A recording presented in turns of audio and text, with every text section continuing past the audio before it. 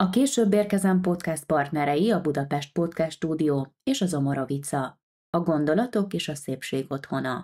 Később érkezem előző epizódjában az anyává érésről beszélgettünk tabuk nélkül.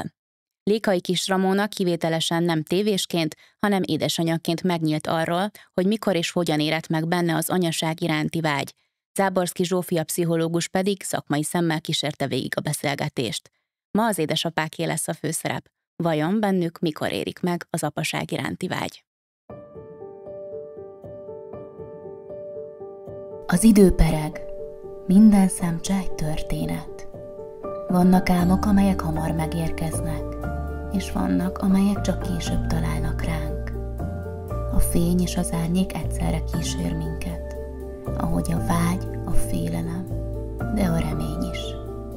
Beszélgetések a szülővé válás útjáról tabuk nélkül. Ez a Később érkezem. Mert a lélek nem siet.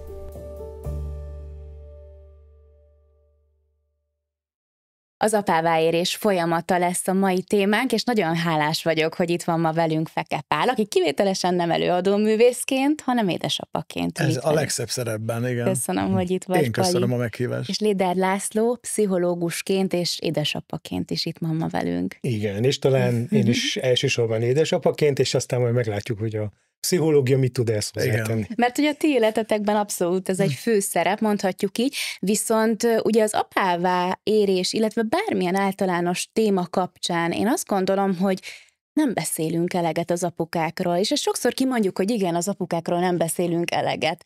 Miért van ez így? Vajon azért, mert hogy ez történelmileg és kulturálisan is kialakult, hogy az apuka az erős, a férfi az erős, a támasz, és igazából az ő lelkével nem kell annyit foglalkozni, mint egy női lélekkel, de közben, hát ezt tudjuk, hogy nekik is ugyanúgy támogatásra van szükségük. Sőt, szerintem, ha szabad kezdeni, hát pont a világ afelé tart már, én legalábbis azt tapasztalom, hogy ez egyre inkább megdől. Tehát én a saját érzékenységem, legalábbis a saját személyiségem az mindenféleképpen olyan, hogy azt a fajta keménységet, amit az én apukám például felém adott annak idején gyerekkoromban, az én teljes mértékben visszalököm. Tehát apukám nagyon kemény volt, nagyon ritka volt az ölelés, nagyon ritkán volt simogatás, bújás, nekem inkább anyukámmal volt ez, én pedig inkább anyukámra hasonlítok, azt hiszem, mert a kislányommal való kapcsolatom az abszolút némely pontján anyai mélységű. És nagyon fontos szerintem az, hogy az ember megtartsa azt, hogy az apuka és az édesanya közti különbség, a tisztelet az nagyon fontos, de az érzelmi biztonságot emelném ki.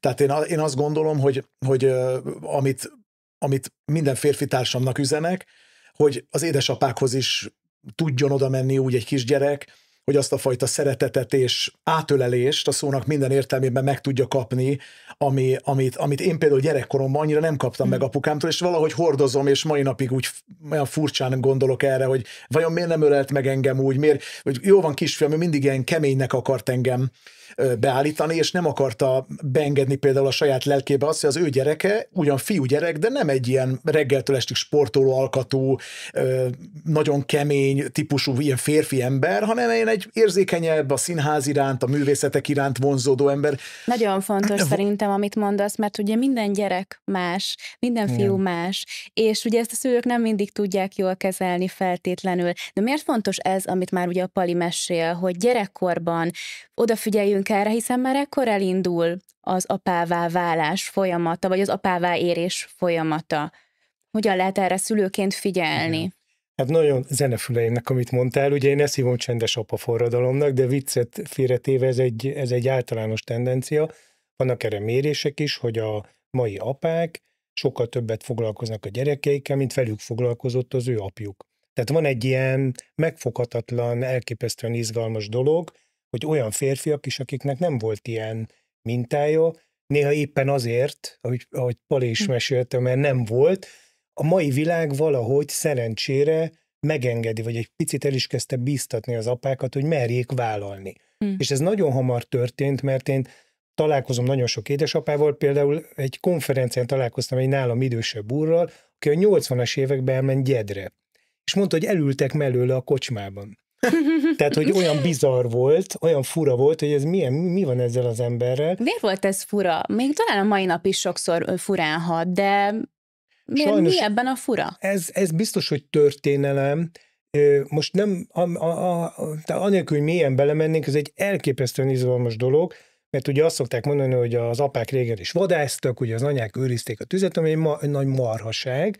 Minden kutató elmondja, hogy ez nem így volt, a családok együtt vadásztak, a nők kitűnő vadászok voltak, tehát visszavetítjük ugye a mai elképzelésünket a múltba. Igen, de közben szerintem ma már az az elképzelésünk, legalábbis nekem az az elképzelésem, hogy mindkét szülő ugyanannyira fontos példa, minta, nekem is ugyanúgy az apukám és az anyukám ugyanannyira fontos, hogy ők hogyan álltak ezekhez a kérdésekhez kiskoromtól kezdve. Pláne, bocsánat, ugye, ha ez egy őszinte beszélgetés, ugye az én életem ilyen formán teljesen más is.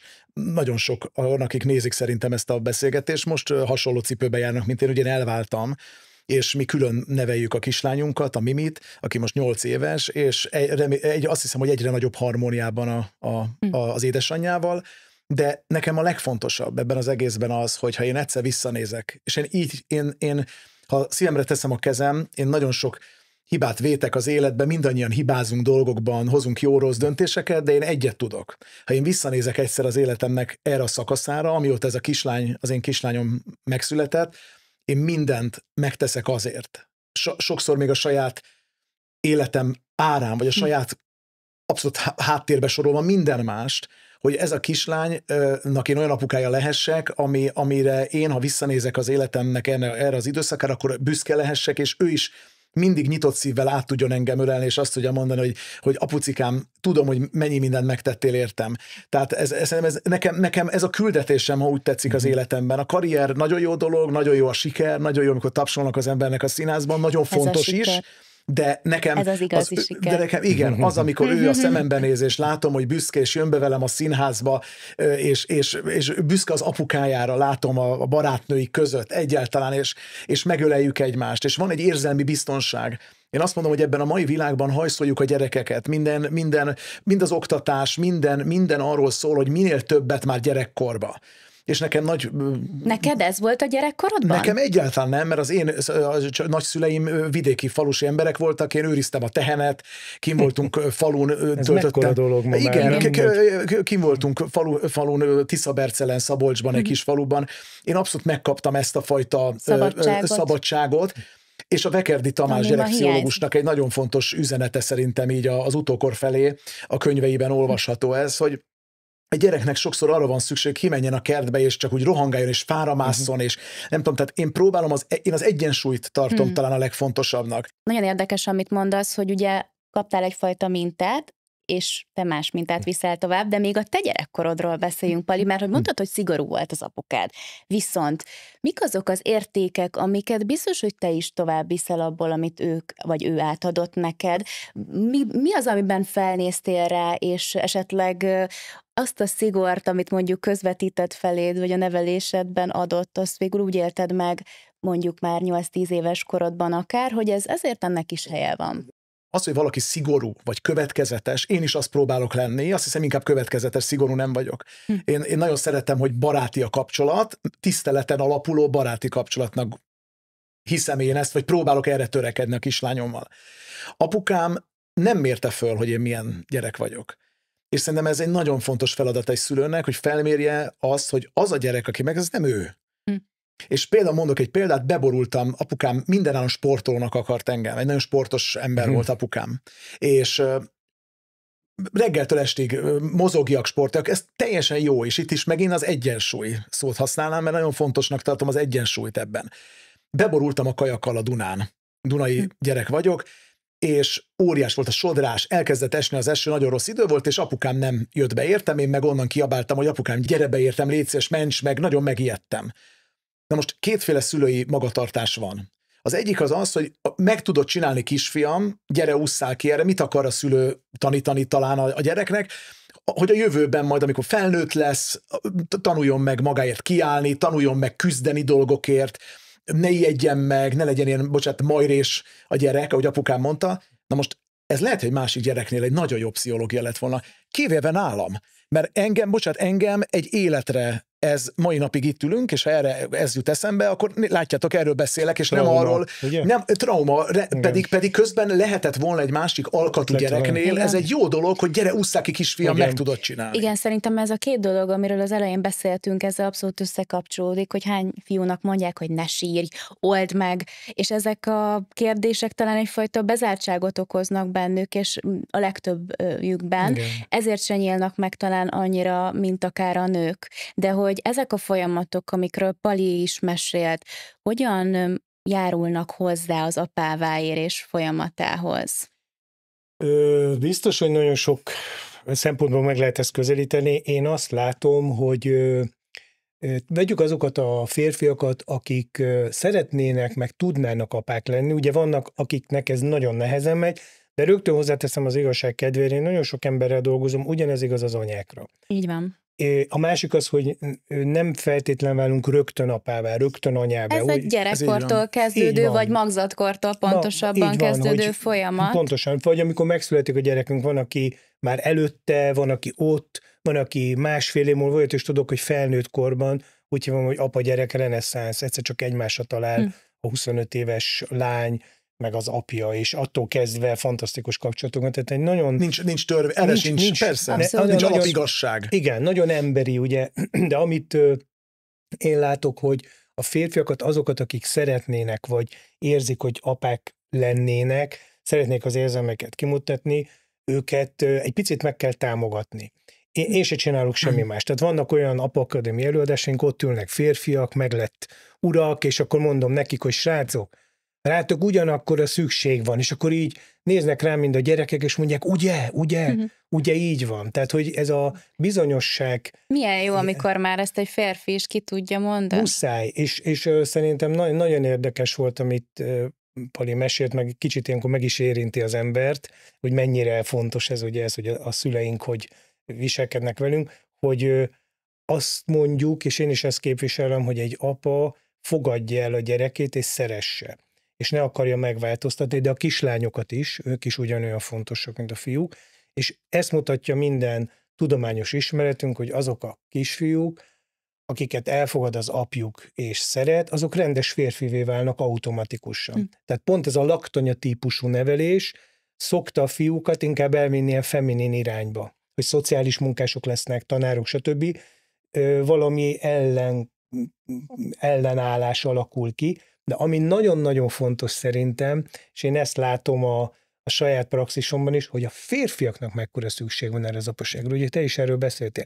Ugye az egyik legnagyobb, sőt azt szoktam mondani, hogy az a rés a pajzson, mert a legtöbb mai férfinak az apaság az egyetlen hely, ahol kifejezheti az érzelmeit, megélheti az érzéseit. Ugye, mert különben büntiben vagyunk. Egyébként a te apukád mutatott érzelmeket gyerekként, mert hogy ugye ennek kapcsán, amit mondasz, László, hogy ugye sokszor a férfiak ki sem merik mutatni az érzéseiket. Mert büntit kapnak. Hát bocsánat, annyit, hogy úgy higgyétek el, hogy, és ez nagyon fontos, tehát én is ezt mondom, fejezzék ki, de erre meg kell tanítani a társadalmat és a családokat is. Én nekem van olyan esetem, édesapa elmesélte, hogy kibudjantak a könnyei egy családi vacsorán, mert akkor volt a feszültség benne, és másnap a kisfiú elkezdett tikkelni. Tehát megkapta rögtön a büntit, ugye most idézőjelesen, hogy kimutatta Szerintem itt egyébként ebben, szerintem így remélem, hogy egyetértetek velem, hogy van egy nagyon komoly generációváltás is. Tehát az, hogy például egy ilyen podcastet, egy ilyen beszélgetés, most bárki meg tud nézni, férfiak, nők, anyukák, apukák, akiknek még nincs gyerekük, bárki, ez az én apukám generációjánál lehetetlen volt. Tehát nem volt ilyen, hogy fölmegyek a telefonomra, és megnézem, hogy a nagyvilágban mit mondanak ezekben a témákban a pszichiáterek, a pszichológusok, akik ezekkel foglalkoznak, szakemberek. Tehát erről nem lehetett tudni. Igen. Hozzuk a nagyszülőktől, meg azoknak a szüleitől ezt a fajta nagyon rideg magatartást. Én nem tudom máshogy mondani ezt. Én mindenhol ezt Szerintem ugye egymás között a saját tapasztalataikat osztották meg jobban az emberek, igen, és az is egyfajta, csak az lehet, hogy egy szűkebb kör volt. Elvárás volt, bocsánat, ez egy maszk is volt sokszor, ugye, tehát, hogy komolytalan volt egy férfi elkezd nevetni az utcán, vagy hát, de még egy nő is. Meg elérzékenyül, amit mondasz, hogy gyakorlatilag ez, hogy az a falu bolondja. Én például imádok elérzékenyül, ilyen is vagyok, én a kislányommal is, a Mimivel bármikor meg tudok hatódni valamin, és én szeretem is, hogy ő látja, én nem érzem magam ettől gyengébbnek, sőt, én még egyszer mondom, én szerintem a legfontosabb, amit megadhatunk ebben a nagyon sodró, néha borzasztó, most közhely, vagy nem közhely világban, hogy a gyerekünk az nyitott szívvel bármikor oda tudjon menni, és mi meg tudjuk őt ölelni, és ő meg akarjon minket ölelni. Ha ezt megadtuk, akkor nem tudunk akkorát hibázni, hogy az, és ez a túlhajszoltság... Akkor nem is kell az, hogy tökéletességre törekedjünk, hiszen de a nem gyereknek tudunk, ez a legfontosabb. Na de bocsánat, nem tudunk tökéletesek lenni, annyi hibát ejt az ember. Én is próbálok a csak legjobb hány olyan szülő lenni. van, aki a legjobb szeretne lenni, mégis azt az érzelmi biztonságot, amire mondjuk a gyerkőc vágyik, nem adja meg? Na de bocsánat, ez az a túlhajszoltság, amiről beszélek. Van egy nagyon jó példa, ezt most hallottam, hogy egy osztályban volt egy kisgyerek, aki matekból a legjobb volt, mindig színötös volt. És mindig színötös volt, mindenki büszke volt rá, a szülők tolták, matematika, a legnagyobb cégnél lett matematikus. Az osztálytársa, aki 2-es, 3-as volt matekból, ő lett a cégnek a tulajdonosa. Ahol ő matematikus volt. Gyönyörű történet. De nem azért csak, hogy ez nem tud, én is egy elektronikai iskolába jövök. Akkor most várom, hogy velem mi lesz, mert is nagyon rossz voltam matekból. De nem, egy újpesti kisgyerek vagyok, aki egy teljesen anyukám tanítónéni, apukámat egy rokkantnyugdíjas, nagyon korán leszázalékolták, egy tervező ember volt egyébként, de nagyon fiatalon beteg lett. A nagymamám szobájában volt leválasztva nekem a szobám, nem volt pénzünk, mi nem voltunk nyaralni, pont a kislányomnak egyébként most mesélem ezeket, mert látom, hogy most 8 évesen nagyon nyitott. Egyre és érdekli, a és most pont mondom, hogy, és mondja, hogy apukám, neked nem mentetek nyaralni? Kislányom, mondom, ez nem természetes dolog, hogy mi el tudunk menni, és van telefonunk, és mindenünk megvan, ez egy nagy dolog, hogy tehát magyarul nincsenek alapreceptek se a gyerekekre, se az életre, semmire, mindannyian mások vagyunk, és lehet, hogy másból lesz a cserebogára, úgy tetszik, tehát ezt nem tudhatjuk. Az érzések kifejezése, ugye, ez is egy, tehát amit mondtál, csak csatlakoznék, ugye, hogy embernek lenni. Tehát ebben a zizzent világban az, hogy a szülők emberi arcukat mutatják, ez a legtöbb, amit adhatunk egy gyereknek. Ugye, hogy emberek vagyunk, megértjük egymást, érzéseink vannak, és ennek egyik érdekes formája például a bocsánatkérés. Én szoktam ezt tanítani apáknak, meg szoktam kérdezni, szoktatok bocsánatot kérni?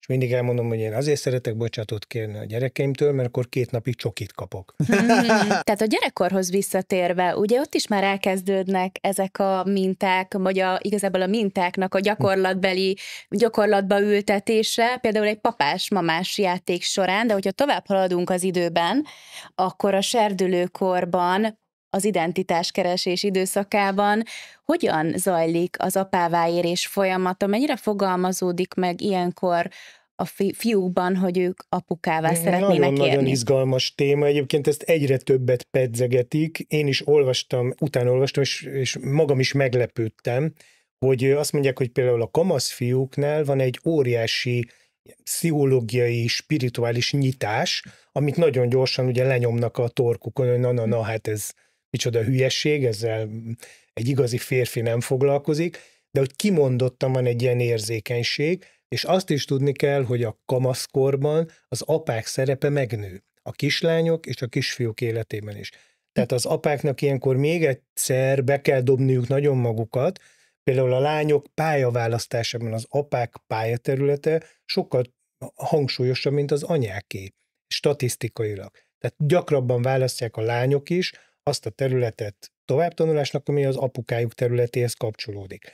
Tehát én mindig azt mondtam, hogy a kamaszkor annyiban bonyolult, hogy akkor ott kell lenni, szemünk a pályán, csak úgy kell csinálni, mintha nem lennénk ott, ugye ez a kamasz autonómia meg identitás miatt van, de azt fontos hangsúlyoznom, és itt megint egy nagy tabut törünk meg, hogy 20 éves fiúknál ez teljesen egyértelmű, Magyarországon is van ilyen kutatás, hogy előbb és több gyereket szeretnének, mint az azonoskorú lányok. De jó ezt hallani. És Pali, neked a serdülőkorodban mennyire merült fel ez a gondolat, hogy én majd egyszer apuka leszek? Érezted már magadban ezt a szülőséget? Én nagyon korán egyébként vágytam arra, hogy majd egyszer édesapa legyek, És én a Mimit is nagyon-nagyon vártam, és nagyon-nagyon készültünk rá akkor, hogy mikor jön már. Én megint egy pillanatra, hogy csatlakozzak ehhez a témához, mert most nagyot ugrottunk, itt ugye az előbb még azért gyerekkor, én is ugye a kislányom 8 éves, de az érzelmi biztonságot hozzam ide megint, hogy akik ezt a beszélgetést nézik, hogy én hagy képviseljem ezt. Tehát lehet akárminek történni körülöttünk a világban. Szerintem, ha egy szülőhöz úgy tud oda menni a gyereke felnőttkorban, serdülőkorban, kamaszkorban, hogy nyitva van a szív, és van egy olyan befogadás és elfogadás, ami azt hiszem a legtökéletesebb dolog, és sokszor megkérdeztem, meg többször kérdeztél apukámmal való kapcsolatomra ugye itt a beszélgetésben. Nekem ez egy borzasztó trauma mai napig, hogy ott nem volt ez meg, de egyébként anyukámmal is nagyon sok volt a tabu. Tehát mi nem tudtunk olyan dolgokról beszélgetni, semmiről, nem hogy a szexualitásról, semmiről nem, ami átlép egy bizonyos ilyen, hogy mondjam, belső dologról szóló téma lenne, arról már mi nem tudtunk, és én azt gondolom, hogy itt is generációváltás van, mert a mai velem korú, vagy nálam fiatalabb férfiak már azért miután sok ilyen beszélgetést látnak, teljesen más a világ, teljesen sokkal nyitottabb a világ ezekre a dolgokra. Mernek gyengébbnek tűnni, tehát nincs már az, mint apukám az könnyött a szemébe, és már törölte le, hogy nehogy azt lássa a család, hogy gyenge. Tehát... Ez ma is, tehát én beszélek férfiakkal, hogy hol sírnak, és mondják, hogy a mosdóban, meg a dugóban, jó, az autóban. Jó, de ez tényleg még van. De Pali, neked magadnak kellett kijárnod tulajdonképpen ezt az apává érési folyamatot, mert hogy te tulajdonképpen azt a mintát nem szeretted volna továbbvinni, de tudtad már akár serdülőkorban, hogy nagyon szeretnél apuka lenni. Ez így van, pontosan, hogy mondod. Tehát én most is tudom azt, hogy mennyi minden volt, pláne ma már azt hiszem, hogy nem görbe tükröt tart az ember maga elé. Én is tudom a saját korlátaimat, hibáimat, de azt is látom, hogy nem szeretném csinálni, és nem is úgy csinálom egyébként, tehát nekem a gyerekkoromból ez mindenképpen egy trauma, ha úgy tetszik, ez a fajta kapcsolat az apukámmal, és nekem még egyszer mondom, hogy nekem az a legfontosabb, ha visszanézek az életemnek erre a szakaszára, akkor a Mimivel azt tudjuk mondani, hogy minden, amit csak ebből ki lehetett hozni ebből a helyzetből, azt mi megtettük. Olyan, mintha Mimi gyógyította volna meg, nem? Ezt az mert lehet, hogy ő csak akkor ért apává. Viszont milyen más dilemmák jöhetnek elő az apasággal kapcsolatban, akár serdülőkorban, vagy a korai felnőttkori szakaszban a férfiaknál? Igen, Annuska, a kérdésedre válaszolva csak annyit, hogy mondjak, hogy ez valóban úgy van, hogy ez az egész szülővé válás, meg egészséges felnőtté válás, azt mondja a pszichológia, hogy a kötődésen múlik. Tehát a kötődésünk minősége, ugye megtanuljuk, és ez kell a szülő, ez egy nagyon fontos szövetség, egy érzelmi, emberi szövetség, és hogyha biztonságos kötődésben nő fel valaki, akkor sokkal könnyebben lesz anya-apa. De ez nagyon sok minden befolyásolja. Tehát például ugye édesanyáknál, vagy anyáknál a saját születési élmény, ugyanez igaz az apákra. Tehát amit nem is tudunk, hogy mondjuk hogy születtünk. Nehéz volt ez a szülés, akartak bennünket, ezek mind-mind ott vannak, hordozzuk magunkban, és ezek az érdekes, hogy ez, én mindig azt szoktam mondani, hogy a két legnagyobb dolog, ami történik velünk életünkben, a saját születésünk, és amikor gyerekünk születik.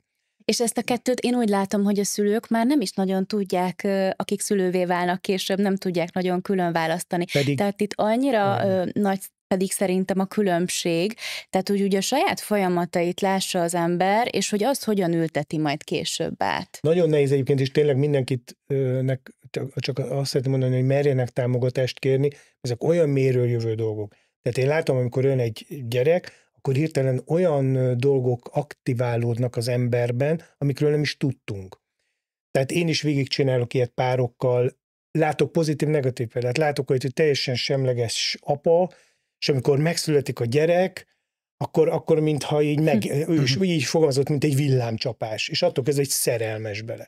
De olyat is látok, hogy sajnos megszületik, és nem tud hozzányúlni, és fel kell oldani, valami van. De ugye ez az apává, anyává válás, ez egy ilyen lassú folyamat, tehát nem olyan, megkérdezed a kamaszokat, a nagy részük el fogja utasítani, ugye ez pont nem arról szól. Az igen, a saját és nagyon magát. Érdekes, ahogy én is ugye kérdezem, hogy volt a gyerekkorban, ugye nem ez egy tudatalatti dolog, hogy már ebben az időszakban elkezdődik, mert hogy mindenki már azt tudja, hogy felnőttként mikor állt készen, és azt a pillanatot jegyzi meg, felnőttként te mikor álltál készen, mikor jött az a gondolat, hogy jöhet a baba. Hát ezt nem is nagyon tudom, hát ugye ehhez nyilván kell egy kapcsolat, akkor egy olyan életszakaszomban voltam, amikor mi együtt éltünk a Mimi anyukájával, és én nagyon vágytam arra, hogy ez megtörténjen, és apuka legyek. És milyen érzés volt, amikor megtört? Hát ez egy csoda, de azóta is az életem Mert legnagyobb... sajnos nem minden apuka így éli meg, ugye? Legnagyobb küldetésem, ahogy a beszélgetésünk elején mondtam, hogy nekem a legfontosabb dolog, lehetnek sikereink, nagyon örülök a tapsnak, nagyon fontos a színház, nagyon fontos az ember nyilván a saját karrierjét is építse, anyagi és minden formában biztonságot teremtsen a családnak, de még egyszer mondom, hogy a nyitott szívűségnél és az érzelmi biztonságnál többet ebben a világban lehet, még egyszer mondom, nagyon fontos tanulni, nagyon fontos megtanítani, példát mutatni, persze, de hozzáteszem azért, aki nézi most ezt a podcastot, tehát nem lehet tökéletesnek lenni, és talán nem is kell... Nem is erre törekszünk. Igen, de nekem például ezt meg kellett tanulnom, hogy ne akarjak mindenben tökéletes lenni, és tökéletesnek látszani. Mert a Mimi úgyis mindent lát. Most már olyanokat bekérdez nekem, ugye 8 éves, hogy egyszerűen ketté áll az agyam, hogy kicsim, ez hogy jutott eszedbe? Ez az apaképző, ez az apává érés folyamat, ami sosem ér véget, viszont egy nagyon fontos témát nyitottál meg, a karriert. Ugye hírességként azért neked ez egy nagyon fontos kérdés, viszont itt van egy nagy különbség a nők és a férfiak között. Mert hogy a nőknél lehet egyfajta karriertörés, vagy élhetik meg úgy, és lehet ez egyfajta félelem bennük, viszont ugye a férfiak esetében ott meg talán még jobban előtérbe kerül a karrier, mert hogy még jobban kell hajtani, igen. Akár az anyuka helyett is kell dolgozni, tehát rengetegféle szituáció van, de te ettől bármikor féltél, hogy esetleg a karrieredbe ez bele fog majd szólni? Nem, én nem féltem ettől, de én amikor a Mimi megszületett, akkor már a 40-es éveim közelében jártam, túl azt hiszem 36 éves voltam, tehát igazándiból volt egy olyan biztonságérzetem, amikor azt éreztem, hogy én itt tudok lenni, és jelen tudok lenni. Nyilvánvalóan ez mindkét félnek egy nagy változás az életében, egy teljesen új helyzet, amikor megszületik a gyerek. Picit szerintem ez is túl van tolva ma, tehát egy kicsit túl van ez misztifikálva, túl van gondolva. Ez a lemondunk a karrierről, nem tudom, egyébként más a világ ebben is, tehát mint régen, még lehetett azt mondani, hogy a férfiak dolgoztak, az anyukák meg otthon voltak a gyerekek, hogy ma már nem ez a világ, én egy ilyet kimondok, és engem itt felakasztanak, mert nem ez a világ már. Tehát a világ arról szól, hogy van két egyenértékű ember, mind a ketten építik a saját életüket, mind a ketten építik a saját karrierjüket, a férfiaknak ugyanúgy jelen kell lennie, tehát én ugyanúgy mosogattam, vasaltam, takarítottam, most is megteszem ezt, ugyanúgy pelenkáztam és mindent csináltam, és a Mimi édesanyja is, a Leila is ugyanígy megtette. Az én apukám nem fogott a kezébe vasalót, az én apukám nem tett oda elénk vasárnap ebédet, csak az anyukám tette ezt, az apukám nyírta a füvet, anyukám, tehát hogy mondjam, tehát teljesen más volt a szerep. De az apaság hogyan alakítja át a munkához való viszonyt? Hát most mondok egy nagyon érdekes dolgot, ami számomra is egy fantasztikus dolog volt. Az elmúlt 15-20 év kutatás, és ezek legprofibb kutatások, végre kimondták, hogy az apaság ugyanúgy egy biológiailag velünk született szerep. Tehát amikor elkezdünk apák lenni, sőt már a várandóság alatt, sőt néha már csak úgy, hogy gondolkodunk, hogy mikor jön a baba, mert azt tudni kell, hogy már az első gyereknél is 50%-ban az apák kezdeményezik, a második, harmadiknál pedig elsősorban az apák. Olyan jó számokat mondasz, László. Ez a valóság. Csak ezekről nem beszélünk. Nekem is volt olyan pár terápiám, és megkérdeztem, hogy ki akarta a gyereket, csak mondta a férfi, hát a feleségem. És mi van akkor, ha a másik fél nem akarja a gyereket? Mert hogy ugye ez is egy nagyon érdekes kérdés. Ugye pont emiatt volt a pár egyébként, hogy náluk itt többedik gyermek, csak ugye, bocsánat, csak ugye a hölgy megmondta, hogy dehogy te akartad a gyereket. A férfi rendesen elfelejtette, ugye, mert ez nem egy férfi szerep.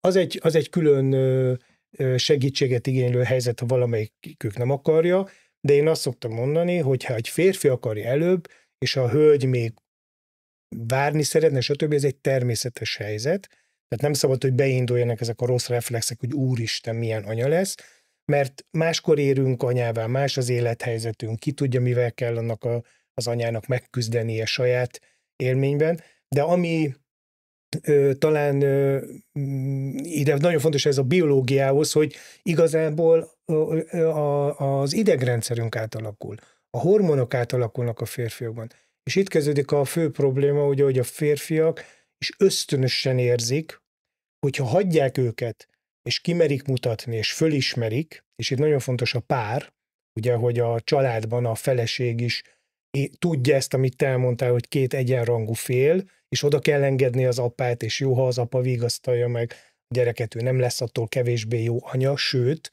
ugye ő attól lehet igazi jó anya, hogy néha pihen, és nem kell állandóan a gyerekre feszülnie. Tehát, hogyha ezt engedik, akkor az apák sokkal inkább szeretnének visszahúzódni a privát szférába, többet lenni a gyerekkel, a családdal. Én is azon dolgozom, hogy a munkahelyek is ezt támogassák, mert sokszor a munkahelyek se értik ezt. Tehát normál esetben egy férfi, akiben beindul az apaság, az visszahúzódik a karriertől és a pénzkeresettől, és inkább a családjának él, csak ezt ugye tudatosítani kell, és támogatni kell. Nekem ami az egyik legnehezebb volt, azt hiszem, meg még most is néha, hogy ugye elvált helyzetben vagyunk. Tehát 6 éve külön neveljük a kislányunkat, a Mimit, és minden mesében úgy kezdődik, hogy a család, hogy a Peppa Malac, most mondok egy mesét, amit a szülők tudnak, ismernek, anyuka, apuka, család. Tehát, hogy minden egyes dolog azt sugallja, hogy a család, és ugye nekünk pedig valahogy ott belül megy egy ilyen motor, hogy mi külön vagyunk, és én azt gondolom, hogy egy elvált helyzetben azt üzenem mindenkinek, hogy a legfontosabb egymás tisztelete. Nem csak mert ennek a kisgyereknek, aki erről semmit nem tehet, hogy a szülők a feje fölött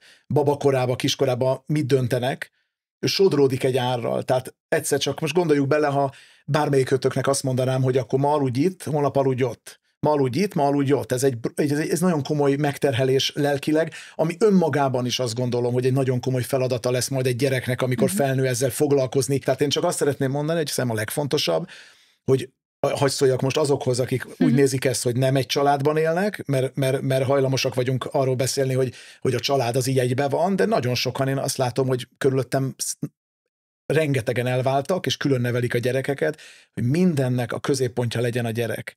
Mert egyszer visszanézünk, a fagyi vissza fog nyalni. Ez a véleményem. Hát tehát nagyon fontos. Lenne, de nagyon fontos, mert lehet úgy csinálni, hogy... Ez egy körforgás, tehát hogy ugye elindulunk a gyerekkortól az apává érés, anyává érés folyamatában, és ez körbeér, és ugyanez, amiket ugye már az elején is beszéltünk, ehhez kapcsolódik, hogy igazából tényleg ez a következő generációnak lesz majd a feladata. Amikor már tudtad, hogy apa leszel, hogyan élted meg azt a 9 hónapos időszakot? Hát ez egy nagy folyamatos várakozással. Milyen kérdések voltak benned? Hát nem tudom, én ezt annyira nem jó tudom. Apa leszek, ez volt? Ilyen kérdések voltak? Soha Tudtad, nem jutott hogy jó apuka nem, leszel? én tudtam, hogy én mindent meg fogok tenni azért, hogy jó apuka legyek. Már túl sokat is talán nem kellett volna. Picit jobban, néha befoghattam volna jobban a számat, vagy a háttérbe kerülhettem volna. Talán túl sokszor akartam én eldönteni dolgokat, vagy megmondani, hogy ez hogy lenne a legjobb. És félelmek egyáltalán nem is voltak benned? Nem, képzeld el, nem. Az volt bennem, hogy nagyon várom, hogy szeretnék nagyon jó apuka lenni. Hát te már akkor apává értél tulajdonképpen, de ugye azért nem minden férfinek ennyire egyszerű ez a folyamat. És nem minden nőnek, tehát hogy ez fontos, ez egy emberi dolog. Itt is ez fontos. Igen, ebben is azért nagyon hasonlóak vagyunk, meg megengedőnek kell lennünk, így van. Tehát nagyon sok fázisa van ennek az apává válásnak.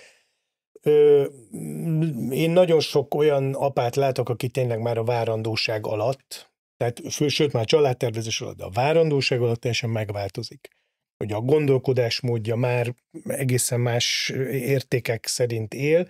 Nagyon-nagyon kritikus, jó értelemben pont a gyermek megszületése. Én nagyon apásszülés párti vagyok, de ez nem azt jelenti, hogy mindenkinek apásszülésen kell részt venni, ezt mindenki döntse el maga, készüljön föl erre, de nekem mindkét kislányom apásszüléssel született. Feleségem azt mondta, hogy a második gyermekünk születése után ott volt a nagyon kedves orvos, és mondta, hogy a férjem nem lett volna itt, én nem is tudom, hogy szülök meg. Szegény orvos megsértődött, mondta, hogy hát azért mi is itt voltunk, de hogy ez egy nagyon fontos dolog, hogy az valami elképesztő dolog, hogy én ott mosdattam a pici gyerekemet, néztük együtt a LED-fényeket, akkor volt 10 perces, és így láttam, hogy nézi a LED-fényeket, az rám néz, tehát nem kell mondanom apáknak, hogy ezek olyanok, hogy így a bőröd alá megy, Van akinek, meg ugye, ahogy most meséltem is, van olyan úr, hogy odajött hozzám egy előadás után, mondta, hogy 2 éves a kisfia, nem tud hozzáérni. Ennek a kérdéskörnek van az érettséghez köze, hogy mennyire értek meg az apa szerepre? Biztos, de ugye tényleg egy picit szeretnék pszichológusként megengedő lenni, mert azt látom, hogy nagyon sok olyat hordozunk, ahogy mondtam is, ami ilyenkor jön elő. Tehát az, hogy ebben az úrban mi aktiválódott, milyen rossz élmények, amikor nem is tudott és nem tud hozzáérni a kisfiához, segítségre van szükség. Tehát egyébként ő egy érett ember volt, csak volt valamilyen seb, amit hordozott, és ugye a gyermek megszületése ezt fölnyitotta. Ezt szerintem nagyon fontos a pszichológia és a pszichológustól való segítségkérés. Én ezt tényleg mindenkinek... Örülök, hogy te mondod, nem, én ezt mindenkinek, én magam is járok, és én azt gondolom, hogy nagyon fontos. Tehát felejtsük már el ezt a tabu dolgot. Én a saját édesanyámnak elmondtam, hogy én járok pszichológushoz, és így nézett rám, hogy még is van baj van. Megijedt, igen. És mondom, anyu, nem, hanem ez hozzátartozik a mai világban, tehát ez nem egy betegség, ez egy önmagunkkal való foglalkozás, hogy egy csomó dologra most én is 44 évesen kezdek rájönni, hogy mennyi mindent csinálok azért, mert amiről a beszélgetésünk elején mondjuk beszéltem, az apukámmal való kapcsolatom például. Tehát ezek most jönnek elő, és még egyszer mondom, nem tudunk tökéletes szülők lenni, nem tudunk, most beszélünk itt úgy, mintha mi megváltanánk a világot, megváltani nem tudjuk, hát ha akik most nézik ezt a beszélgetést, mindannyiunkból kapnak egy kis falatot, vagy egy kis szemet, hogy mi hogy csináljuk, vagy mi hogy, de mi is hibázunk, mi sem hozunk jó döntéseket mindig. Hogy mondjam, ez az élet, tehát...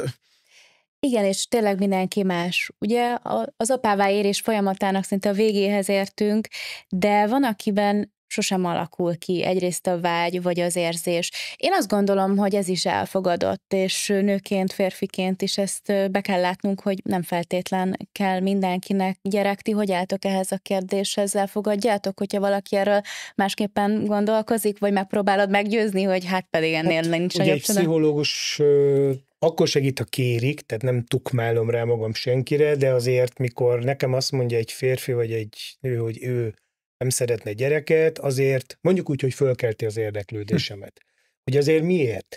És viszonylag hamar el lehet dönteni, itt valamilyen dac van, valamilyen... Vagy a gyerekkorból hozott dolog háttérben. Igen, vagy valamilyen, tényleg valami nagyon mély olyan dolog, hogy inkább hagyjuk, és neki is jobb így. De azért az esetek nagy részében azt gondolom, hogy emögött, hogy valaki nem szeretne gyermeket, akár anyaként, apaként, azért megmozdítható dolgok vannak. Senkire nem szeretném rátukmálni, elfogadjuk, de mivel ugye Palival is próbáljuk ezt képviselni, hogy ez egy fantasztikus dolog. Igen, de bár hozzáteszem, én úgy vagyok ezzel, hogy megpróbálok mindentől most már hátrébb lépni 3. Tehát van a saját kis életünk, szoktam mondani a színházi előadás után, hogy bezárom az autó ajtaját, és akkor ennyi volt, köszönöm a tapsot, minden rendben volt, most jön az én kis saját belső életem. Ezzel kicsit úgy vagyok, hogy sok mindent tudunk kezelni az életünkben, sok mindenre tudunk hatással lenni, de a legfontosabb szerintem, hogy amikor mi hazamegyünk, bezárjuk a kaput, és ott vagyunk a kertbe, és elkezdünk füvet nyírni, meg kertészkedni, meg kimegyünk biciklizni, meg ketten vagyunk, akkor őszinték tudjunk lenni, meg tudjunk minden nyíltan beszélni egymással, és még egyszer mondom, úgy tudjak majd a kislányom elé állni, ha 20 év múlva meghívsz egy ilyen beszélgetésre, akkor is ezt tudja mondani, hogy látod, Anna, amitről beszéltem, az megvan, mert a Mimi itt van, és ott van kint, és a barátjával már mennek éppen, mit tudom én, fagyizni. Tehát, hogy... És ő majd azt fogja mesélni, hogy én azokat a mintákat viszem tovább, amit apától kaptam. Na most itt tetted rám a nyomást, hogy akkor mi lesz a következő 20 éve, de igen, de tulajdonképpen igen. Egyébként a jó hírem az, hogy a tapasztalatom is ez, meg a kutatások is, hogy a gyerekeink, ha megkérdezik őket, jobb osztályzatot adnak nekünk, mint mi magunknak. Jó. Én nektek most a legjobb osztályzatot adom, mert hogy nagyon köszönöm, hogy beleláthattam 2 ilyen értékes férfi fejébe, és végigbeszélhettük, hogy hogyan is zajlik le a férfiakban az apává érés folyamata, úgyhogy köszönöm, hogy ezen az úton együtt haladhattunk. Akik néztek és hallgattak bennünket, azoknak pedig köszönöm, hogy utitársaink voltak. És ne feledjétek, hogyha vártok egy babára most, akkor nem baj, ha később érkezik, hiszen a lélek nem siet.